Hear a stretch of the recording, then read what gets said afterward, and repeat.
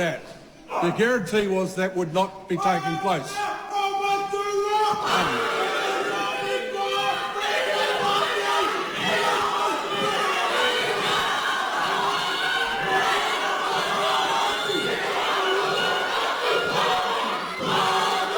House is suspended.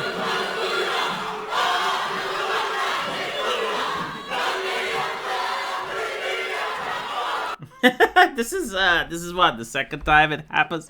I see a lot of people getting upset about this, and I kind of get why, but from a pragmatic point of view, how is this any different than a filibuster? No, seriously, just don't get emotional and try to answer logically to this question. I see like a lot of European parliamentaries do this, and there's like right-wing and left-wing people.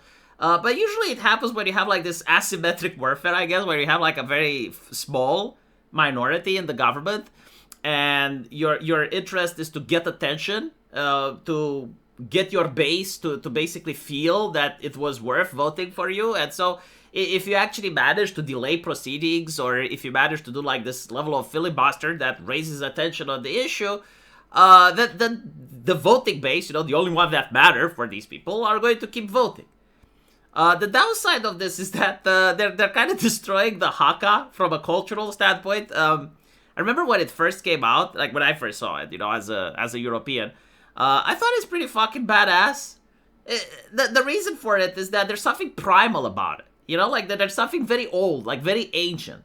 It looks ridiculous now, but in a tribal society, to actually make this choreographed dance, the society where they don't have writing or anything like that, and you have to get like everyone to do the motions in synchronicity.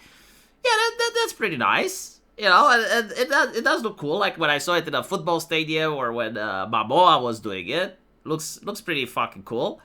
The problem is that now it looks like a temper tantrum, and now it starts to look cringe, and the entire internet is looking at this, and they're not seeing like cultural heritage.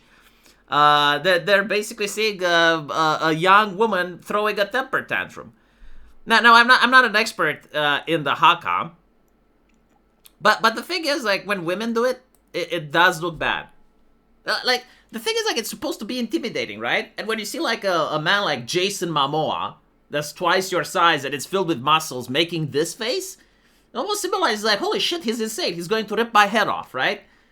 But when you see a woman doing this and she's making these eyes, it's like unless you're a child and you're 5 and she's like 3 times the size of you, it's not intimidating at all. It's kind of comical.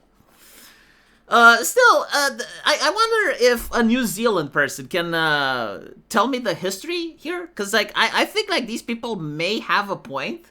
I may be wrong, but from my understanding, like when the British Empire went to New Zealand, they realized that complete pacification campaign would be a logistical nightmare and it would be very expensive.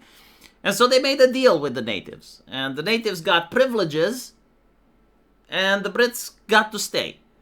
And so what's happening now is that the current administration is trying to take away those privileges. And so the New Zealanders are upset because they're like, well, you haven't fully conquered us. Like, we made a deal. And we respected our deal, so now we want you to not take our privileges. Am I correct? Like, is this summing it up? I don't know, like, it's kind of hard for me, a Romanian, to find out New Zealand history and all of that. But I think I got the gist of it from listening to their arguments and stuff. And so, yeah, like, they're basically doing filibustering. This is what they're doing. Like, they're trying to get attention to their base. They're trying to get people to talk about it. And, they managed to succeed because I definitely started looking at it. Although, knowing if those sources are actually accurate, I don't know. Because usually the media only tells one side of the story, right? Like, they're never telling the other side. So I can make an honest comparison and genuinely get educated. But this is the second time it happens. There was like another haka that also took place in New Zealand. Still, a lot of people are really upset about this, and I generally don't know why. Like, New Zealand has a lot other issues going on rather than this. For instance, they managed to take away the guns of people, and usually when that happens, like, you get authoritarian shit that follows. Like, this is a historical trend. You will notice this, like, time and time again, right? Like, there's usually an event, like a mass shooting or something, like I think New Zealand had the Christchurch shooting, right? From an Australian citizen. Like when Australia sends people there, they're not sending their best. And because of that, they confiscated the guns from all of the people. And then you had the COVID pandemic, which had like some of the strictest and worst pandemic regulations in the world.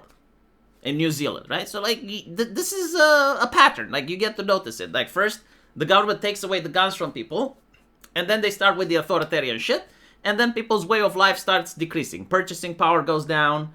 Making businesses that are successful is more difficult, and of course, free speech is also cracked down. And so, like this to me, it's just like meh, you know, like why are people this upset about it? But I guess yeah, it's probably because it does look like a temper tantrum, and so if this is how they want to govern, they might as well get a Jason Momoa over there. They might as well get an Arnold Schwarzenegger over there, you know, or some gorilla or something. Yeah, just make it look intimidating, like make it look like the tribe is rising up, right? Like while you have like the white man, it's like, oh well, guns are bad. We need to confiscate, get away all guns. Well, fine. Like if guns are bad, like then bring Magilla Gorilla behind you. And when Magilla Gorilla goes, then the white man is going to be like, holy shit, is it actually good that we got rid of the guns? That's how you gain legitimacy. You don't get legitimacy by having what looks to be as a Spanish mother that just found out that the kid used crayons on the wall. And she's making this expression, realizing that the stain will not come out. Doesn't it look like a woman that notices there's a stain on the carpet? And she's like realizing that no detergent is going to be able to fix that. And so she may have to buy another carpet. You know, like apparently saying this is like being mean, but like this is what everyone is thinking, right? Like if it's a thing that's supposed to look intimidating, it's not even that it's a woman. Like even if it was a man, if it's built like this, if it's like short and doesn't have a lot of muscles, like they're not going to be intimidating just because they're singing a dance. Anyway, I should stop because I understand like New Zealand also had the feminist walkouts and stuff. Huh? What was it, New Zealand? I think it was New Zealand. Like they had a day where all women went to protest. A day without women, they called it. Turns out the industry was still fine. Let me know what you guys think though. And as usual, I will see you in the comment section.